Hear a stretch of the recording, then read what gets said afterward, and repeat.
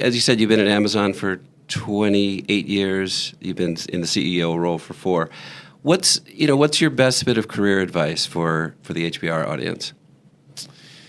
First, I would pick something that you're either really passionate about or that you think you're going to be good at, and you're convicted you could be good at to work on. Because we all spend so many of our waking hours working. So you want to work on something you like and that makes you feel good about yourself. Pick things that you're really passionate about and that you believe you're going to be good at and want to come to work every day doing. You just can't be terrified of failure. And I think, and by the way, I made mistakes in this area many times. I felt like almost every stage of my career, as I got to new audiences who I felt didn't know me or know me well, that every time I got in front of them was like a pass-fail referendum on my competence.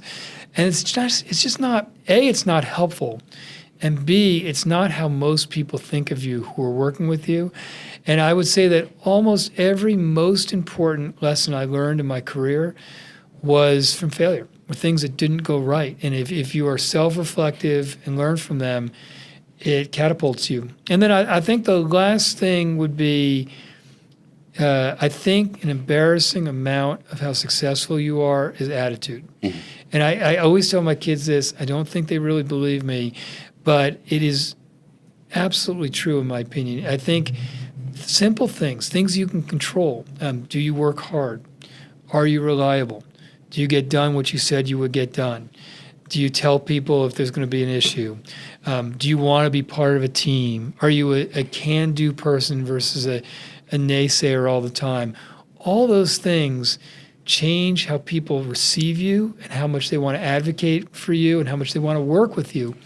And I think another piece of that is how good a learner you are. What I notice is that at a certain point of people's careers, for a lot of people, they just seem threatened by having to learn again. I don't know if it's because it's a lot of work to feel like you have to keep learning, or if you get to a certain point of seniority where you think I shouldn't have to learn, or it's a sign of weakness that you don't know everything. But if you work in a dynamic environment, which hopefully most people do, the second you stop learning really is the second you're starting to unwind. I think back every 6 months, and there's so much that I've learned.